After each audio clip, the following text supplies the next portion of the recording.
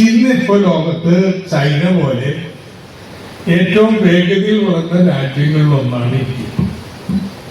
India ഇപ്പോ മൊത്തം GDP എടുത്താൽ ലോകത്തെ 5ാമത്തെ സാമ്പത്തിക ശക്തിയാണ്. താമസിക്കാതെ 4ആവും. നമ്മുടെ വലിപ്പം കൂടിക്കൊണ്ടിരിക്കുകയാണ്. പക്ഷെ ഇന്ത്യയിലെ ജനങ്ങളുടെ സ്ഥിതി എന്താണ്? നിങ്ങൾ ഏത് ക്ഷേമസൂചിക എടുത്തോളൂ, ഹ്യൂമൻ ഡെവലപ്മെന്റ് ഇൻഡെക്സ് ഇന്ത്യ 132ാം സ്ഥാനം. ഹാപ്പിനെസ് ഇൻഡെക്സ് ഐക്യരാഷ്ട്രസഭ ഉണ്ടാക്കാൻ നമ്മൾ ഉണ്ടാക്കി തോന്നുന്നതല്ല. ഇന്ത്യയുടെ സ്ഥാനം 126. Legatum prosperity index India 103. George town ഇൻസ്റ്റിറ്റ്യൂട്ടിന്റെ സ്ത്രീ സുരക്ഷ സൂചിക 148. ഒരു കാര്യം കൂടി ഉണ്ട്. മോഡി വന്നതിന് ശേഷം മോളിലോട്ടല്ല പോയിട്ടുള്ളത്, താഴേക്കാ പോന്നിട്ടുള്ളത്. 130, 132 human development index. Happiness index 117 നിന്ന് 126. Prosperity index 99, 103. സ്ത്രീ സുരക്ഷയുടെ കാര്യത്തിൽ തിരിച്ച് 131, 148 താഴേക്കാ പോകണം.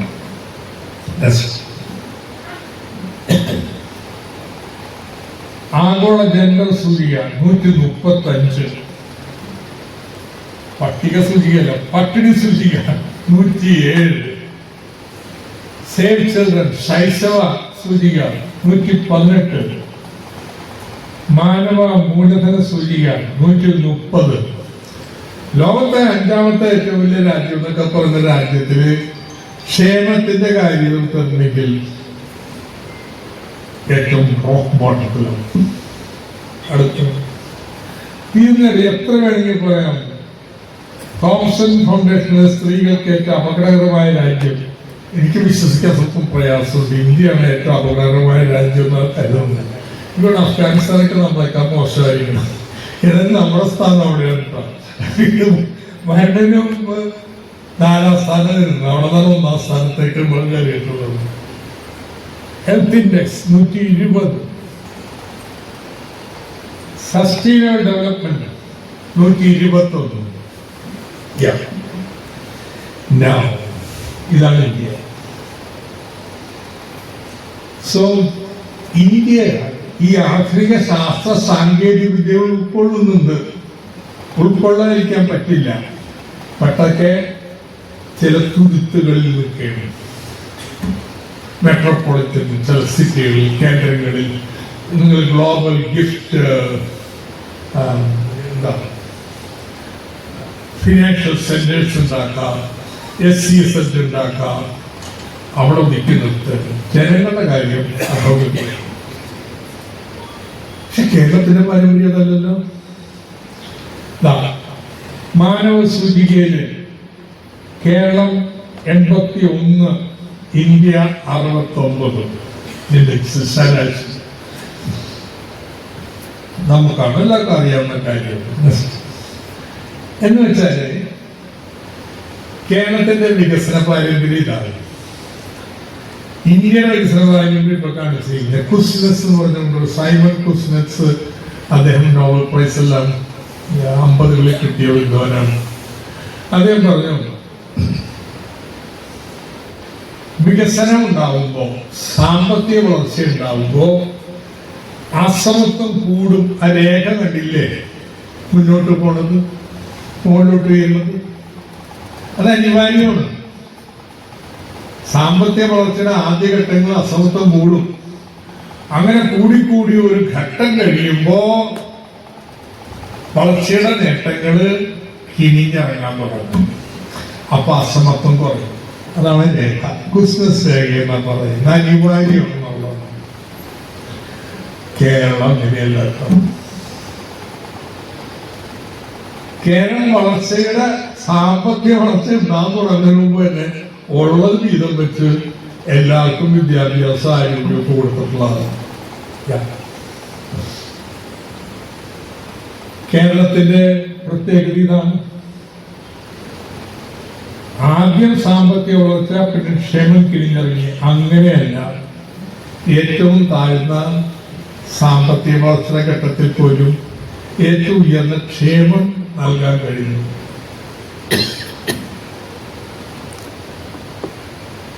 എങ്ങനെയാണ് ഇത് ചെയ്യുന്നത്? നമ്മൾ കിഴിഞ്ഞിറങ്ങുന്നില്ല.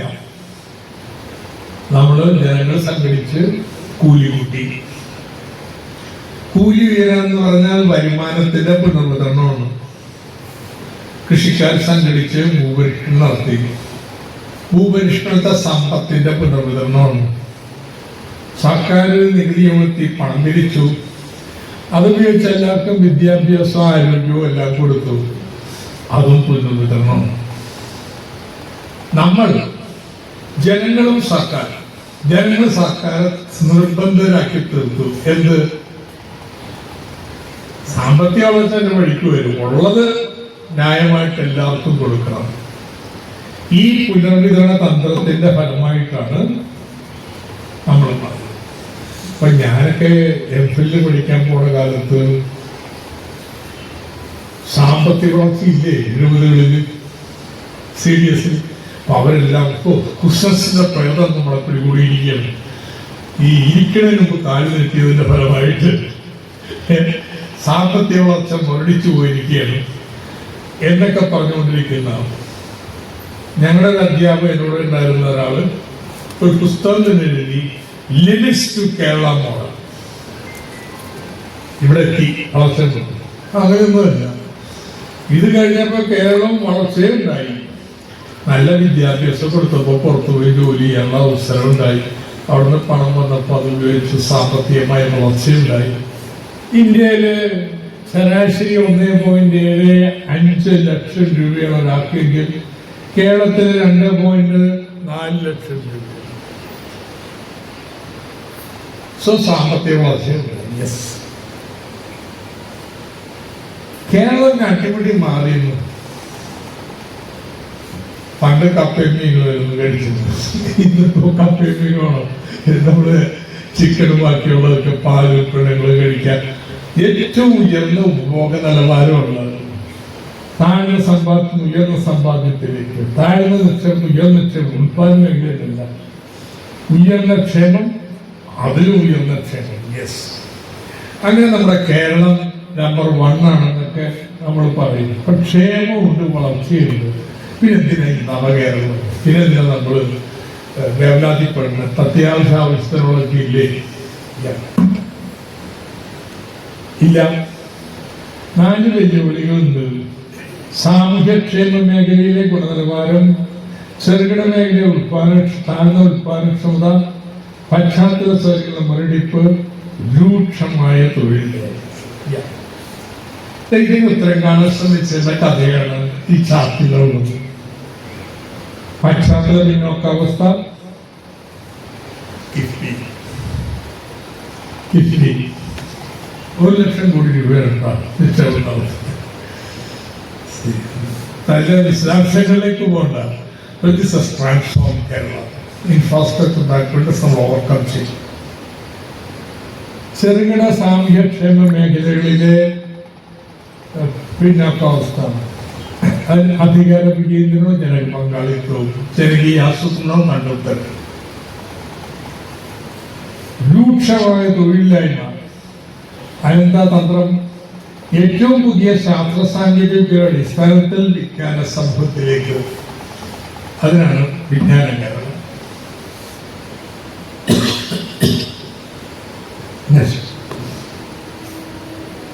നോക്കൂ, തൊഴിലില്ലായ്മ. ചില വർഷങ്ങളിൽ കേരളത്തിലെ തൊഴിലില്ലായ്മക്ക് ദേശീയ ശരാശരിയുടെ 3 മടങ്ങാണ്. മോളിൽ കാണുന്നത് ആദ്യത്തെ ലൈൻ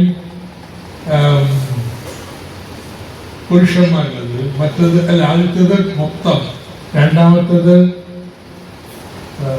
സ്ത്രീകളുടെ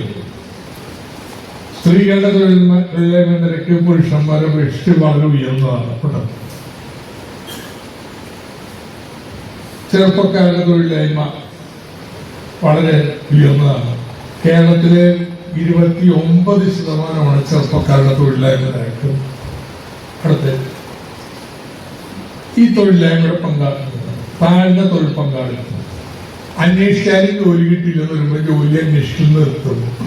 അപ്പൊ പണിയെടുക്കുന്നവരുടെ എണ്ണം കുറയും. സംസ്ഥാന വരുമാനത്തിലെ ചോർച്ച പുറത്തേക്ക് പോകും. യുവജനങ്ങളിൽ അസംതൃപ്തി. സ്ത്രീകള് പുരുഷന്മാരെടുത്താലേ 25 വയസ്സ് കഴിഞ്ഞാൽ 95% പുരുഷന്മാരും ജോലി ചെയ്യും. 25 വയസ്സ സ്ത്രീകളോ 26%. ഇതാണ് കേരളത്തിലെ അവസ്ഥ. ദുർബല വിഭാഗങ്ങൾ പിന്തുണപ്പെടുന്നു. അപ്പൊ ഇത് പരിഹരിക്കാനാണ് നമ്മൾ വിജ്ഞാന സമ്പദ്ഘടന എന്നുള്ള സങ്കല്പം പറയുന്നു. എന്താ വിജ്ഞാന സമ്പദ്ഘടന എന്ന് പറഞ്ഞു? നമ്മൾ വളരെ ബോധപൂർവം നിലവിലുള്ള കൃഷി വ്യവസായം ഇനി വരാൻ പോണ അതിന്റെ സാങ്കേതിക അടിത്തറ നവീകരിക്കണം. ഉൽപാദനക്ഷമത ഉയരണം. അപ്പോഴാണ് അഭ്യസ്തവിദ്യർ അവിടെ പണിയെടുക്കുന്നുള്ളൂ. 2, ഇത്തരത്തിൽ നല്ല വരുമാനം തരുന്ന വിജ്ഞാനാധിഷ്ഠിത വ്യവസായങ്ങൾ വേണം നമ്മൾ ഊന്നാനായിട്ട്. അപ്പൊ അതിനെന്തൊക്കെ ചെയ്യണം എന്നുള്ളത് തന്നെ വളരെ ചുരുക്കം വിവരണമാണ്. അതിലേക്ക് നമുക്ക് അധിക സമയം വേണ്ട, പോട്ടെ.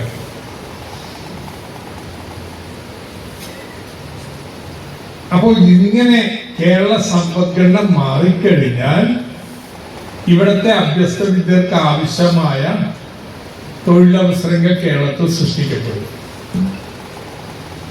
ഇതാണ് നമ്മുടെ സങ്കല്പം. അതിനുവേണ്ടിയുള്ള പ്രവർത്തനങ്ങൾ നടന്നുകൊണ്ടിരിക്കുക. പശ്ചാത്തല സൗകര്യത്തിന് വേണ്ടി സൃഷ്ടിക്കുന്നു. ഉന്നത വിദ്യാഭ്യാസ മേഖലയെ ആകെ പൊളിച്ചെഴുതാൻ ശ്രമിക്കുന്നു. പിന്നെ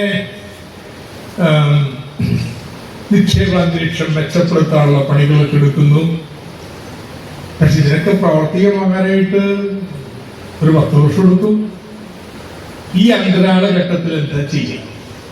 ഈ അന്തരാള ഘട്ടത്തിൽ നമ്മുടെ വിദ്യാർത്ഥികളെയും പഠിത്തം തീർന്നവരെയും നൈപുണ്യം നൽകി ആധുനിക മേഖലകളിൽ ജോലി ചെയ്യാൻ പ്രാപ്തരാക്കാം. അതിനാണ് വിജ്ഞാന കേരളം ജനകീയ ക്യാമ്പയിൻ ഇപ്പൊ നടത്തുന്നത്. ഇതില് 4 കാര്യങ്ങൾ ചെയ്യുന്നുണ്ട്. ഒന്ന്, പഠിക്കുന്ന വിദ്യാർത്ഥികളുടെ നൈപുണ്യം മെച്ചപ്പെടുത്തി അവർക്ക് തൊഴിൽ നൽകാൻ. ഇപ്പൊ പത്രത്തിൽ നിങ്ങൾ കണ്ടു കാണും,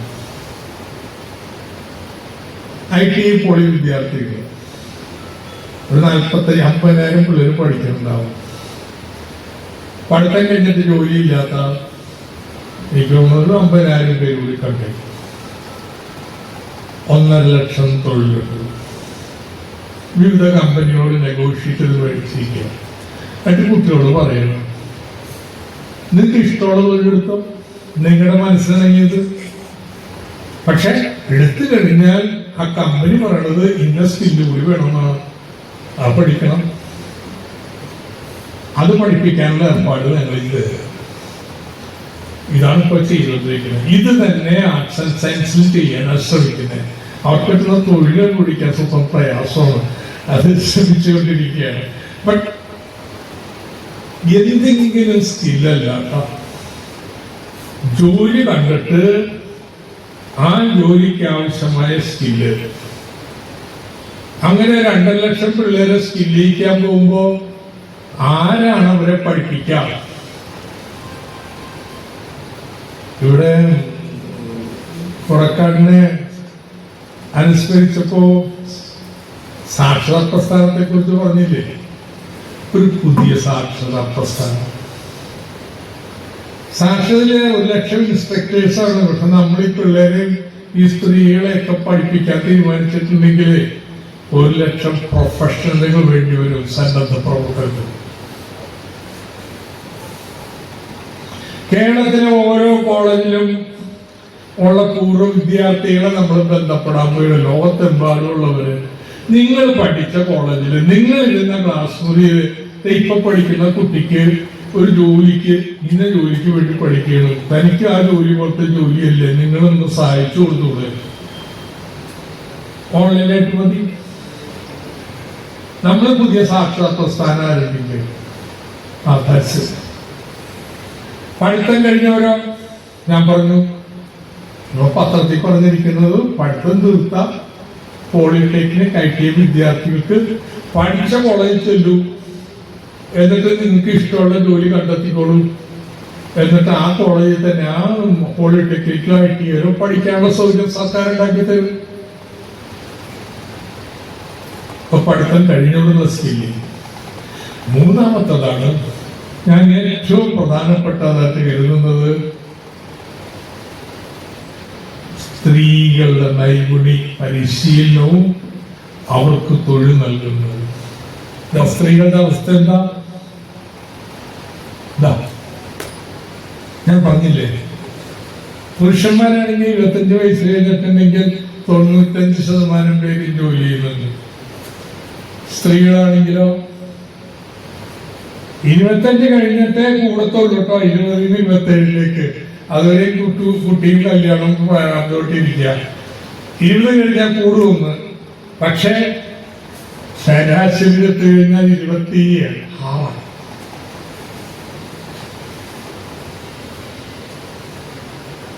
ഇത് മാറാതെ ഒരു ഇൻക്ലൂസീവ് ഡെവലപ്മെന്റ് ഉണ്ടാവില്ല.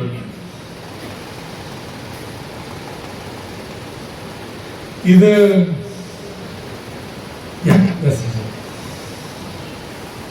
ഇപ്പൊ ചെയ്യുന്നത് ഈ സ്ത്രീകളുടെ പ്രത്യേകത എന്താ? പുറത്തു പോകാൻ തയ്യാറില്ല. വീടുണ്ട്, പുരുഷൻ പോയിടേം പോകും, നാട്ടിലെ ജോലിക്ക് കിട്ടൂല. കാരണം ഗൾഫിലെ കൂലി വേണം. ഇവിടെ എടുത്താൽ തന്നെ അസംതൃപ്തനാണ്, എപ്പം മുങ്ങാൻ പറ്റുമെന്ന് നോക്കണം. സ്ത്രീകളാണെങ്കിലോ അവർ നാട്ടിലുണ്ട്, പക്ഷെ അവർ ജോലികൾക്ക് പോകുന്നില്ല. എന്തുകൊണ്ട് പോകുന്നില്ല? ഒന്നിനെ കുറിച്ച് ധാരണയില്ല. 2, സ്ത്രീകൾക്ക് മാന്യതയ്ക്ക് ചേർന്ന ജോലിയുണ്ട്, മാന്യതയ്ക്ക് ചേരാത്ത ജോലി. റെസ്ട്രിക്ഷൻസ് ആരും എഴുതി വെച്ചിട്ടില്ല നിയമം, പക്ഷെ നാം അന്തരീക്ഷം. 3, പഠിച്ചിട്ടും വർഷം 10 പഠിച്ചതും മറന്നുപോയി കാണും. 4, ആത്മവിശ്വാസം. ഞാൻ ഇതുപോലൊരു യോഗത്തിൽ പ്രസംഗിച്ചു കഴിഞ്ഞറിഞ്ഞപ്പോ ഒരു സ്ത്രീ തോളത്ത് ഒരു 6 വയസ്സുകാരനെ 5 വയസ്സുകാരനെ ഇട്ടുകൊണ്ട് ഉറങ്ങണവൻ കണ്ടത്, സാറിന്റെ ഈ പുതിയ പ്രസ്ഥാനം വഴിയേ ഒരു ഹരിതകർമ്മസേനയിൽ ഒരു ജോലി തരപ്പെടുത്തി തരാമോ? ഞാൻ എന്റെ സൗകര്യം പറ്റില്ലല്ലോ, അത് പഞ്ചായത്തൊക്കെ എല്ലാം തീരുമാനിക്കണേ, കോർപ്പറേഷൻ തീരുമാനിക്കണേ. ആട്ടെ, നിങ്ങൾ എന്ത് പഠിച്ചിട്ടുള്ളത്? ഇതാണ് എന്റെ പുതിയ പുസ്തകത്തിന്റെ, ഇന്നിറങ്ങുന്ന പുസ്തകത്തിന്റെ ആദ്യത്തെ അധ്യായം. അത് നിങ്ങൾ പറയണേ, MSc ബയോടെക്നോളജി, അതിലെ ഇന്ത്യനോട്ടാ ഇൻഫോർമാറ്റിക്സ് പഠിക്കുന്നില്ല. ആ സ്ത്രീയുടെ അടുത്ത് വന്നിട്ട് ഹരിതകർമ്മസേന ജോലി എടുത്തു. അപ്പൊ ഞാൻ ചോദിച്ചു, നിങ്ങൾ മണ്ണുത്തിയല്ലേ, ഇഷ്ടം പോലെ നേഴ്സറീസ് ഉണ്ടല്ലോ, അവിടെ എവിടെയെങ്കിലും ജോലി ചെയ്തൂടെ? അപ്പൊ അതിന് ഞാൻ ബഡിങ്ങും ഗ്രാഫ്റ്റിങ്ങും പഠിച്ചിട്ടുള്ള സാർ. ബഡിങ്ങും ഗ്രാഫ്റ്റിങ്ങും ഇതുപോലെ ബാലികറാമല മറ്റാണ് പഠിച്ചിട്ടില്ല. അത് കവിരാച്ചിരിക്കണമെന്നപ്പോ അവർ പറയണേ, അല്ല ഞാൻ ചെന്നാൽ ഒരു ജോലി തരുമോ സാർ?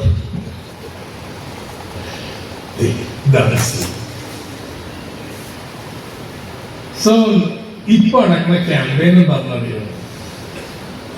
നമ്മുടെ തദ്ദേശ ഭരണ സ്ഥാപനങ്ങൾ തൊഴിൽ കണ്ടുപിടിക്കും. തൊഴിലാളികൾക്ക് ആളെ കിട്ടണമല്ലോ, ആരായാലും എന്താ കുഴപ്പം? ജോലി കണ്ടു, ആ ജോലിക്ക് പറ്റിയ ആഗ്രഹിക്കുന്ന ഏതെങ്കിലും സ്ത്രീ ഉണ്ടോ എന്ന് കുടുംബശ്രീ അയൽക്കൂട്ടങ്ങളെ കൊണ്ട് കണ്ടുപിടിപ്പിക്കണം. അതങ്ങനെ ആയിട്ടില്ല കേട്ടോ, ആകാശം വെച്ചുകൊണ്ടിരിക്കുക. എന്നിട്ട് അവരെ തൊഴിൽ മേളക്ക് കൊണ്ടുവരണം. അപ്പൊ മിസ്മാച്ച് ഇല്ല. വരുമ്പോ തന്നെ ഈ തൊഴിൽ വരുന്നതെന്ന് അറിയാം. എന്നിട്ടോ തെരഞ്ഞെടുത്തു കഴിഞ്ഞാൽ ആ ജോലി ചെയ്യാനുള്ള പരിശീലനം കൊടുക്കും. സ്കില്ലിങ് ചിലപ്പോൾ ഒരാഴ്ചയായിരിക്കും, ചിലപ്പോൾ രണ്ടാഴ്ചയായിരിക്കും. ജോലി എടുത്തിട്ട് കൊടുക്കുള്ളൂ. അല്ല വെറുതെ എന്തെങ്കിലും സ്കില്ല് പഠിപ്പിക്കാൻ പരിപാടിയില്ല.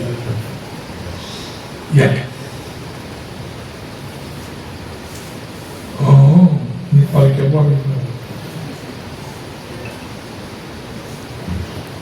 അത് വന്നോട്ടെ.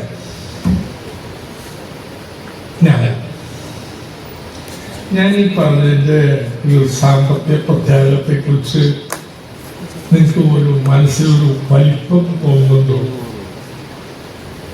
95% സ്ത്രീകൾ പങ്കെടുക്കേണ്ട, പാതി സ്ത്രീകൾ പങ്കെടുത്താൽ മതി. 30 ലക്ഷം സ്ത്രീകൾക്ക് തൊഴിൽ കൊടുക്കാൻ കഴിഞ്ഞിരിക്കട്ടെ. എത്ര ലക്ഷം രൂപയാണ് വീടുകൾ വരുന്നതെന്നറിയാം? 54,000 കോടി രൂപ. 54,000 crores of rupees. നാലും പാടില്ലേ? നിങ്ങളുടെ ബ്ലോക്കിൽ ലക്ഷമൊക്കെ പോട്ടെ, അല്ല ഗ്രാമപഞ്ചായത്തിൽ ഒരു വർഷം കൊണ്ട് 1000 സ്ത്രീകൾക്ക് ജോലി. നിങ്ങൾ ചിന്തിക്കുക, എന്ത് ജോലി 1000 സ്ത്രീകൾക്ക് കൊടുക്കാം? കിടപ്പ് രോഗികളുണ്ട്, കാലത്ത് വന്ന് ബെഡൊക്കെ നേരെയാക്കി ഒന്ന് കുളിപ്പിച്ച് റെഡിയാക്കി കൊണ്ടുപോകാൻ 6,000 രൂപ. പകൽ കൂടെ നിൽക്കാൻ ഒരു 12,000 രൂപ മതിയെന്ന്. Care givers. പക്ഷെ പോയാൽ എല്ലാ കാലവും ഇങ്ങനെ എടുക്കാനാണ് പോണല്ല. ഒരു ആഴ്ചത്തെ ട്രെയിനിങ് കൊടുത്തിട്ടാണ് കൊണ്ടുപോകാം. അത് കഴിഞ്ഞാലോ 2 വർഷക്കാലം പഠനമുണ്ട്. എല്ലാ മാസവും ഒരു ദിവസത്തെ ക്ലാസ്. അതിന്റെ പ്രാക്ടിക്കൽസ് ആണ് ഈ പരിശീലനം നടക്കുന്നത്, പരിചരണം നടക്കുന്നത്. 2ാം വർഷമാകുമ്പോൾ ഓപ്പൺ സർവകലാശാല നേഴ്സിംഗ് സർട്ടിഫിക്കറ്റ് കൊടുക്കും. നിങ്ങളുടെ പഞ്ചായത്തിലെ പോളിടെക്നിക് IT ഒക്കെ പാസ്സായിട്ടുണ്ട്, എഞ്ചിനീയറിംഗ് പാസ്സായ സ്ത്രീകളുണ്ടാകും. വീട് വിട്ട് പുറത്തു പോകാൻ പറ്റില്ല. വേണ്ടെന്ന് നാടിന് കൊണ്ട പഞ്ചായത്തിൽ മതി. എന്തെല്ലാം സേവനം വേണം. ഇലക്ട്രിസിറ്റി കേടുവന്ന നന്നാക്കാൻ, പ്ലംബിങ്, എന്തൊക്കെ ഗാർഹിക ഉപകരണങ്ങൾ റിപ്പയർ ചെയ്യാൻ, കാർ വാഷ് ചെയ്യാൻ, നമ്മുടെ ഇങ്ങനെ എത്ര എല്ലാം. ഇവരെ ഒരു ടീമാക്കി 25, 30, 40 സ്ത്രീകളുടെ ടീം എന്ത് സേവനം വേണമെങ്കിലും CDSലേക്ക് അതിന്റെ പ്ലാറ്റ്ഫോമിൽ നമ്മുടെ യൂബറൊക്കെ പോലെ ഡിമാൻഡ് കൊടുത്തു കഴിഞ്ഞാൽ അവിടെ നിന്ന് അപ്പം മെസ്സേജ് വരും. അരമണിക്കൂറിനുള്ളിൽ വരും, 1 മണിക്കൂറിനുള്ളിൽ വരും. ഒരു തർക്കമില്ല. ഫിക്സഡ് റേറ്റ് ഉണ്ട്. ഓൺലൈൻ കൊടുത്തേച്ചാൽ മതി. എന്താ കഴിയില്ല. ഇതുപോലെ നിങ്ങൾ കോഴിക്കോട് നല്ലടത്ത് എന്താ ചെരുപ്പ് ക്ലസ്റ്ററായത്? എങ്ങനെയാ? അവിടെ അതിഥി തൊഴിലാളികൾ ഉണ്ടായുള്ളൂ. PKC കുടുംബശ്രീയുമായി ചേർന്ന് ഒരു 4,000 സ്ത്രീകളെ പരിശീലിപ്പിച്ചു. ഇപ്പോ അത് ക്ലസ്റ്റർ ആവാൻ കാരണം സുലഭമായിട്ട് ജോലി ചെയ്യാൻ ആളെ കിട്ടുന്നുള്ളത്.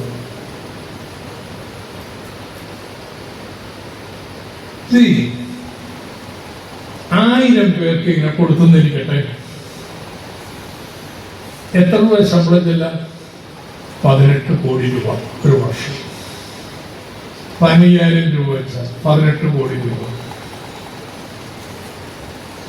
18 കോടി രൂപ വെച്ചാൽ പഞ്ചായത്തിലെ ഏതെങ്കിലും പ്രൊജക്ട്,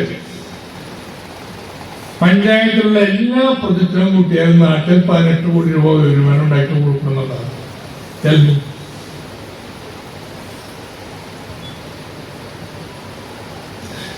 വിസിബിൾ ഇമ്പാക്ട് ഉണ്ടാക്കും. അടുത്ത വിസിബിൾ ഇമ്പാക്ട് ഉണ്ടാക്കും. നമ്മുടെ കൂടെ നിൽക്കണില്ല. വീട്ടിൽ പ്രശ്നം വരും. എങ്ങനെ പാചകം ചെയ്യാൻ? ഞാൻ കക്കോടി പഞ്ചായത്തില് അവിടെ കുടുംബശ്രീയുടെ ഫെസ്റ്റോ ഒന്നുണ്ടായിട്ട് അവിടെ പ്രസംഗിച്ചു നിൽക്കുമ്പോൾ ഞാനിത് പറഞ്ഞപ്പോൾ ഒരാള് അവിടെ നിന്ന് വിളിച്ചു ചോദിക്കുന്നു, സാറേ വീട്ടിൽ പാചകക്കാരി ഈ സ്ത്രീകളെയൊക്കെ നിങ്ങൾ ജോലി ചെയ്യാൻ പറ്റി കഴിഞ്ഞാൽ സത്യം തിരികെട്ടുണ്ടാണ് അല്ലെങ്കിൽ ചോദിക്കുന്നുണ്ട്. അപ്പൊ ഇവിടെ ജനകീയ ഹോട്ടലിലെ ആള് തന്നെ പറഞ്ഞു, അത് കറി പോയിന്റ് ഉണ്ടാക്കി തരാം. കറി ഉണ്ടാക്കാനല്ല താമസം വരുന്നത്, ഞങ്ങൾ കറി ഉണ്ടാക്കി തന്നേക്കാം, വീട്ടിൽ ഡെലിവറി ഇതൊക്കെ സ്ത്രീ പറയുന്നു. മാറ്റം വരുന്നുണ്ട്. ജനകീയ ആസൂത്രണത്തിന്റെ കാലത്ത് നമ്മുടെ KRP-മാര് കുറച്ചുകൂടി ഇരിപ്പുണ്ട്. എന്തൊക്കെ പ്രശ്നങ്ങളായിരുന്നു അന്നത്തെ ആദ്യത്തെ വനിതാ ജനപ്രതികളുടെ വീടുകളിൽ. മാറി പല പ്രശ്നം. വിളമ്പി കഴിച്ചോളൂ സാർ, വിളമ്പില്ലയോ ഇറങ്ങില്ല എന്നുള്ള ചിന്തയൊക്കെ പോയി. വീട്ടിൽ മാറ്റം വരുന്നു. പിന്നെ നാട്ടിൽ മാറുന്നത്. ഇത്രയും പേര് സ്ത്രീകൾ പുറത്തുപോയി ജോലി തിരിച്ചു വരുമ്പോ നാടതുപോലെ ഇരിക്കുമോ? സ്ത്രീ സുരക്ഷ ഇന്നത്തെ അവസ്ഥയായിരിക്കുമോ? ഇനി ഒന്നുകൂടി പറയാം. വീട്ടിലിരുന്ന് എന്തെങ്കിലും പശുവിനെ, കോഴീനെ അല്ലെങ്കിൽ അടുക്കളത്തോട്ടവും ഒക്കെ ഇരിക്കുന്ന ഉണ്ടാവുന്ന ബോധവും കൂലിവിലക്ക് പുറത്തു പോകുമ്പോഴും ബോധവും രണ്ടും രണ്ടാണ്. ഒന്നല്ല, വർഗബോധം ഒരു സാധനമുണ്ട്. എന്റെ മണ്ഡലത്തില്, എന്റെ അല്ല, അന്നത്തെ പഴയ മണ്ഡലം, ഞാൻ്റെ ധാരണ എനിക്കെല്ലാം അറിയാം, ആൾക്കാരെയൊക്കെ പരിചയമുണ്ട്, പോപ്പുലറാണ്. ഞാൻ അവസാന ഇലക്ഷന് മത്സരിച്ചപ്പോഴാണ് നഗരത്തില് അവലുക്കുന്ന് അടുത്തൊരു വീട്ടിൽ ചാർത്തിൽ ഒരു ആകെ അലമ്പ് ഒരു സ്ത്രീ കുട്ടിയുണ്ട്. അപ്പോൾ എനിക്ക് മനസ്സിലാക്കി സ്ത്രീക്ക് സ്വല്പം മാനസിക അസ്വസ്ഥയുള്ള ഒരു 10ാം ക്ലാസ്സുകാരി സ്ത്രീ. ഇവരിങ്ങനെ നമ്മുടെ കൂടെ പറഞ്ഞാൽ ഇപ്പൊ സാറ് കൂടെ നോക്കിയതുണ്ടാകുന്നത്. ഞാൻ പറഞ്ഞു, ഞാൻ കഴിഞ്ഞിട്ട് ലക്ഷം കഴിഞ്ഞിട്ട് വരാം, ഇന്നത്തെ കൂട്ടിട്ട് പറഞ്ഞപ്പോൾ പിന്നെ എന്നപ്പോഴാണ് ഉള്ളാടർ കുടുംബം. എന്റെ മണ്ഡലത്തിൽ 136 ഉള്ളാടർ കുടുംബമുണ്ട്. അതില് 12 പേർക്ക് റേഷൻ കാർഡില്ല. അതില് 22 പേർക്ക് ലേബർ കാർഡില്ല. അതില് 18 പേർ കുടുംബങ്ങൾക്ക് ഹെൽത്ത് കാർഡില്ല. ആരും നോക്കുന്ന പോലും. ഇതാണ് മാർജിനലൈസേഷൻ എന്ന് പറഞ്ഞ. എന്താ കാണാൻ പോകുന്ന? മുൻപ് തീരുമാനിച്ചിട്ടുണ്ട് മദ്യപാനം നേരെയാണ്. അവിടെ പോയ പ്രശ്നം ഉണ്ടാവുന്നുണ്ട്. ഈ പെൺകുട്ടിയെ ഞാൻ കൊണ്ടുപോയി റെസിഡൻഷ്യൽ ഹോസ്പിറ്റലാക്കി. വലിയ പ്രശ്നമായി പോയി. അപ്പൊ സാറ് പറഞ്ഞു, അപ്പഴേ പറഞ്ഞാണ് ഇത് പോകേണ്ടതല്ല. പക്ഷേ ആദ്യത്തെ മൈക്രോ പ്ലാൻ നടത്തിയപ്പോൾ ഈ 136 കുടുംബങ്ങൾക്കുള്ള മൈക്രോ പ്ലാൻ മരിച്ചുപോയ ബീന ഗോവിന്ദനെ ചെയ്തേ. പുരുഷന്മാർ സാധിക്കാൻ തയ്യാറില്ല. So the agency of women അവർക്ക് ഒരു കയർ ഫാക്ടറി കൊടുക്കും, വന്ന് ജോലി ചെയ്തു. ആർക്ക് വേണമെങ്കിൽ 56 പേര് എടുക്കാൻ വന്നു. ഒരു വർഷം കഴിഞ്ഞപ്പോ അവർ സമരവും ചെയ്തിട്ടാണ് ബോണസ് ചോദിച്ചു. ഞങ്ങളത് അത് നോട്ടീസ് കൊടുത്ത് സമരം ചെയ്താൽ അവകാശം കിട്ടത്തുള്ളൂ. അപ്പൊ എങ്ങനെ നോട്ടീസ് എടുക്കുന്നത്? ആ CIT-യുടെ ഓഫീസിന്റെ അവിടെ ചെന്നാല് പറഞ്ഞു എന്താ ചെയ്യുന്നത്? നോട്ടീസ് ചർച്ച ചെയ്ത് പണം കൊടുത്ത് ഈ women became the agents of change. കുട്ടികൾക്കുള്ള വിദ്യാഭ്യാസ പരിപാടി, ആരോഗ്യ പരിപാടി ഒക്കെ മെഡിക്കൽ കോളേജോട്ടൊക്കെ ബന്ധപ്പെട്ടുകൊണ്ടാണ് കേട്ടോ. ദെൻ കുട്ടികളുടെ കലാട്രൂപ്പ്, women as agents of change ഈ കേരളം മാത്രം കിട്ടണം. വെറും തൊഴിൽ കൊടുക്കുന്ന പരിപാടിയല്ലേ. യെസ്, ഇതിലൂടെ ഇങ്ങനൊരു ജനകീയ ക്യാമ്പയിൻ വരികയാണ്.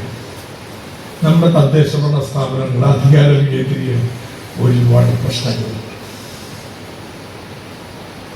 വലിയ നേട്ടമാണ്, ഒരു സംശയമില്ല. ഈ ദാരിദ്ര്യ നിർമ്മാർജ്ജനത്തിന്റെ ഒക്കെ ഏറ്റവും അടിസ്ഥാന അധികാര കേന്ദ്രീകരണം തന്നെ. ബട്ട് ലോക്കൽ എക്കണോമിക് ഡെവലപ്മെന്റ് ഇല്ല, പങ്കാളിത്തം സൃഷ്ടിക്കുന്നു, ട്രാൻസ്പറൻസി കുറയുന്നു, സംയോജിത വീക്ഷണം ഇല്ല. ഇങ്ങനെ പലതുമുണ്ട്. എന്റെ വ്യക്തമായിട്ട് നൽകണം, ഇതിലൊരു തിരുത്തൽ വേണോ, ഒരു രണ്ടാമതൊരു ജനകീയ പ്രസ്ഥാനം വേണം. ഉത്തരവിലൂടെ പരിഹരിക്കാൻ പറ്റുന്ന പ്രശ്നങ്ങളല്ല. ജനങ്ങൾ ആവേശത്തോടെ അണിനിരക്കുമ്പോ അതിന്റെ മൂശയിലാണ് നമുക്കിതൊക്കെ മാറ്റാൻ പറ്റുക. അതുകൊണ്ട് ഈ പറയുന്ന ക്യാമ്പയിൻ എത്രയോ സ്ത്രീകൾ അണിനിരക്കുന്നത്, എത്ര ലക്ഷം സ്ത്രീകൾ അണിനിരക്കുന്നത്.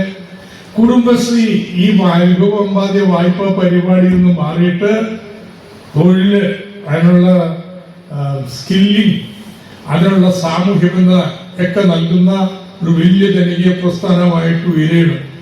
അങ്ങനെ ജനകീയ പ്രസ്ഥാനം വരുമ്പോ പ്രാദേശിക സാമ്പത്തിക വികസനം കേന്ദ്ര ബിന്ദുവോ. തൊഴിൽ കൊടുക്കുമ്പോൾ തൊഴിലുണ്ടാവില്ല. എന്ത് വ്യവസായമോ ടൂറിസം റിസോർട്ട് എന്ത് വന്നാലും നാട്ടുകാർക്ക് ജോലി കിട്ടിയാലല്ലേ അതിന് ഗുണം നാട്ടിലുണ്ടാവുള്ളൂ.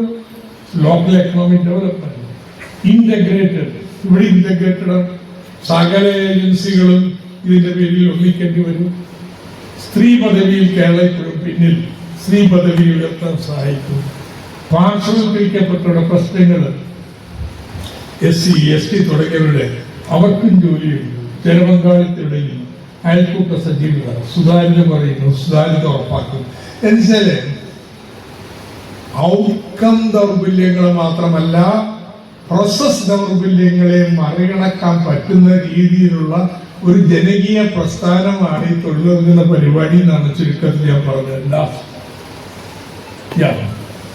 അങ്ങനെ വരുമ്പോ വിജ്ഞാന സമ്പദ്ഘടനയല്ല, വിജ്ഞാന കേരളം സമം വിജ്ഞാന സമ്പദ്ഘടന അത് വരും.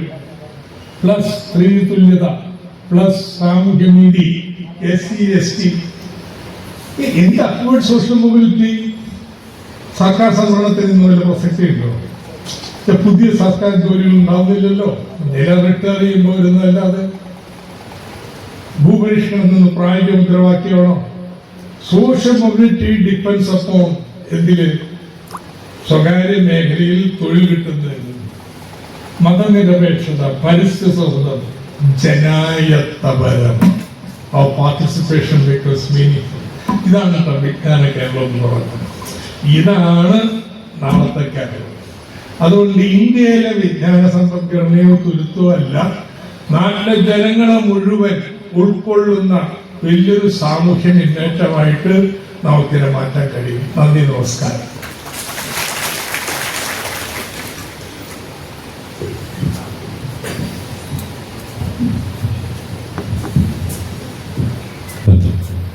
ഇനി ചോദ്യങ്ങൾ ചോദിക്കാനുള്ള അവസരമാണ്. ആർക്കാണ് ചോദ്യം ചോദിക്കുന്നത് അങ്ങോട്ട് മൈക്ക് എത്തിച്ചു തരുന്നതാണ്. വളരെ ചുരുക്കി കാര്യമായ ചിത്രപ്രസവമായ രീതിയിൽ